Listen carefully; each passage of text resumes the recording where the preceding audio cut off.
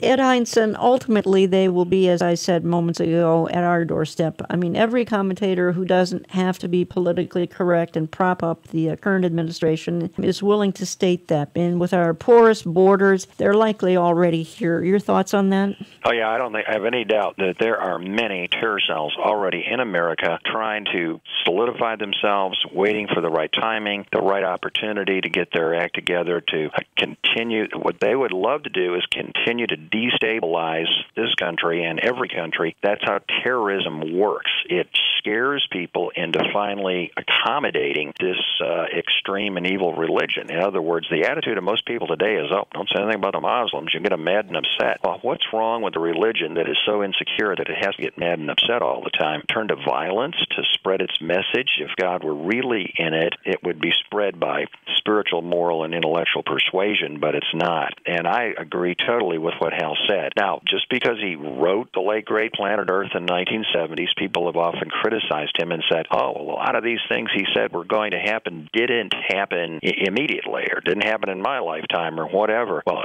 he didn't set a timetable. We all know what the Bible predicts, and we don't know when exactly these things will unfold. But again, the closer we get to seeing them unfold, then we know the closer we are to the end. Again, Jesus said, when you begin to see these things take place, then look up. And I think Hal has every right to say, as he did in that quote, yeah, we're exactly where I would have guessed we would have been 40 years ago. Now we're there. Yeah. It's on our doorstep. And whether it takes another 2 years or 10 years or 20 years to happen, the world is moving in that direction. And the inadequacy of America to stop it tells me there isn't anybody, humanly, politically, who can stop it. Again, if you just joined me, I'm talking this hour with Dr. Ed Heinzen. Dr. Heinzen is on the staff of Liberty University, and he's the host of the King's Coming television program. He's one of my guests Saturday, October 4th, just outside of Minneapolis, for Understanding the Times Fall 2014, along with Jack Hibbs, pastor Calvary Chapel, Chino Hills, Pastor Steve Curry, all the way from Jerusalem, an Arab who loves Israel, yours truly, and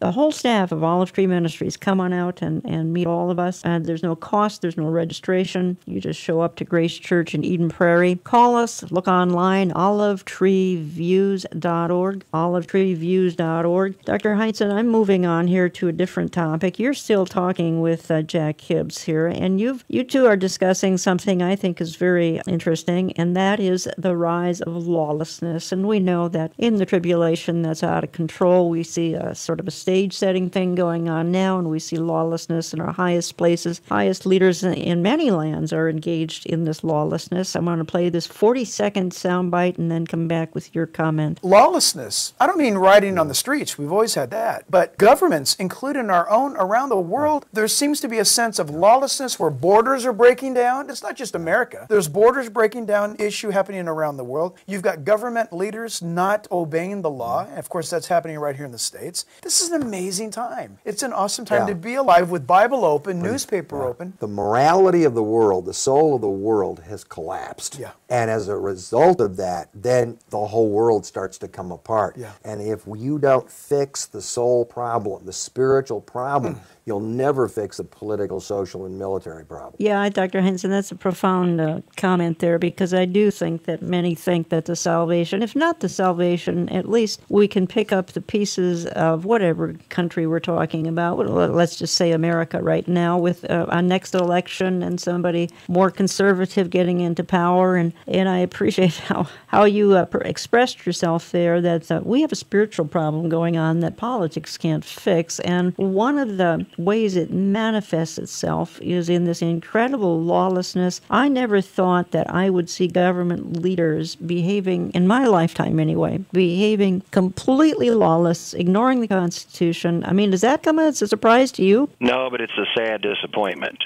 It's not a surprise because the very description of the person of the Antichrist in Paul's second letter to the Thessalonians, 2 Thessalonians 2, he calls him the lawless one. In the original Greek text, it's antinomia. An antinomian, nomos is the Greek word for law. Anti is against. He's against the law. So here is the idea of moral breakdown will allow him to come to power, and then he will accentuate that moral breakdown even further. We're living in a time, in my opinion, where the selfism of our day is the result of the secularism of our day. Secularism says there really is no God. That leads to selfism. If there's no God, then it's all about me, myself, and I. What can I do to make myself happy? That leads to hedonism, which then promotes lawlessness. Let's break down the laws about marriage and family. Let's break down the laws about society. So all of a sudden, the fact that America is ready to legalize marijuana, we're going to legalize more drugs in the future, legalize gay marriage, we're going to break down all the standards of the past, that alone ought to tell us that that spirit of lawlessness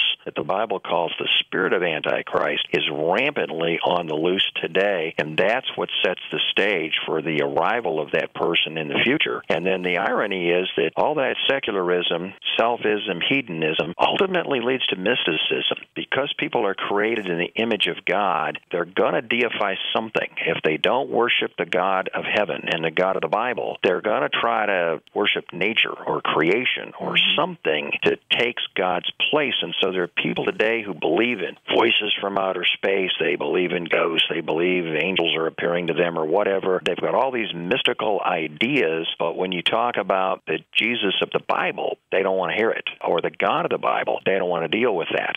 So I think we're suffering the result of what happened way back in the 1960s. You push God out of the public schools. Pretty soon you push God out of public life. Then you push God out of private life, and you end up with a spiritual vacuum that we're in today. And the result of that spiritual vacuum, total moral breakdown that leads to social, political chaos eventually. You see the same pattern in the book of Judges. They forgot God. They got away from God. Their religious compromise led eventually to moral breakdown, and ultimately it led to civil catastrophe. And we're very close to that right now.